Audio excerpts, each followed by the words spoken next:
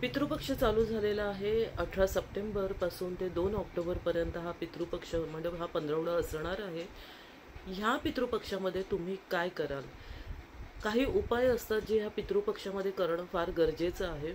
तुमच्या घरामध्ये बरकत नसेल, कोणाची लग्न जुळत नसतील, पैशाला पैसा लागून येत नसेल, कर्जबाजारी झालेले असाल, रिलेशनशिपमध्ये काही प्रॉब्लेम्स असतील, काही समस्या असतील, काही अडचणी असतील, तर तुम्हाला मात्र पितृपक्ष ही एक उत्तम संधी आहे का ह्याच्यामध्ये ते उपाय करून तुम्ही या सगळ्या समस्येचं निराकरण करू शकता।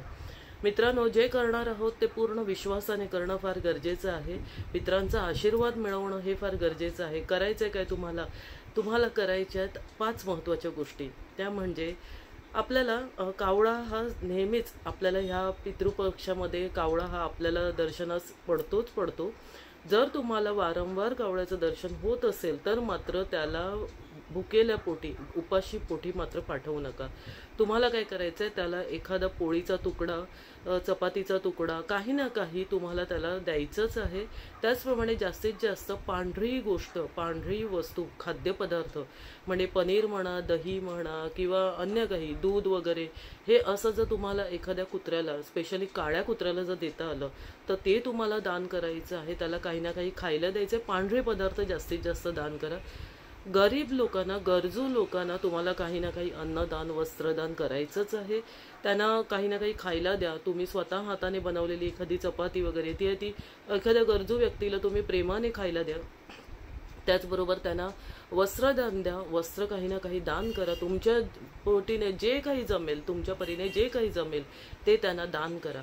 त्याचबरोबर तुम्हाला दुसरी गोष्ट करायची आहे ती म्हणजे शंकरांच्या पिंडीवरती दुधाचा अभिषेक जितका वेळ तुम्हाला करता येईल ह्या दिवसांमध्ये तितक्या वेळा आवर्जून करा।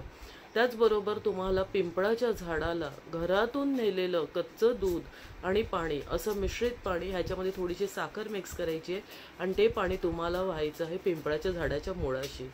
आता पुढची गोष्ट ती म्हणजे पिंपळाच्याच झाडाजवळ तुम्हाला करायची आहे ते म्हणजे तिळाच्या तेलाचा दिवा। एक छोटीशी पणती घेऊन तिळाच्या तेलाचा दिवा तुम्हाला पिंपळाच्या झाडाच्या मुळाशी लावायचा आहे।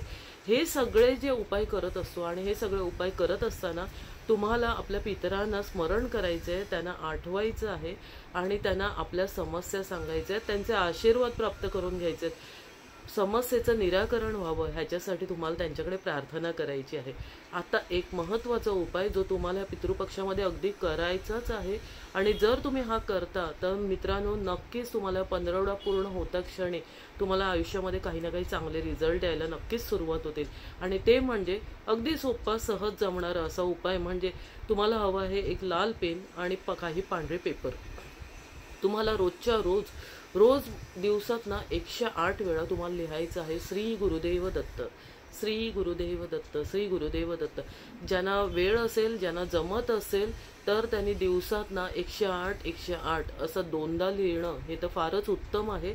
तर तुम्हाला जर 2दा जमत नसेल तर मात्र एकदा तरी नक्कीच लिहा श्री गुरुदेव दत्त, श्री गुरुदेव दत्त। श्री गुरुदेव दत्त या मंत्रामध्ये एवढी ताकद आहे की आपल्याला जर काही पितृदोष असतील किंवा काही प्रॉब्लेम्स आहेत तर त्यातनं तुम्हाला मुक्तता मिळते आणि पितरांचे आशीर्वाद तुम्हाला प्राप्त होतात। आपले पित्र जरी काही दुःखामध्ये असतील, काही ऋणात असतील तर त्यांच्यासुद्धा मुक्तीचे मार्ग मोकळे होतात। तर हे उपाय करायला विसरू नका। ह्या 15वड्यातले हे फार महत्त्वाचे उपाय आहेत। पुन्हा भेटूया पुढच्या व्हिडिओमध्ये। Thank you so much.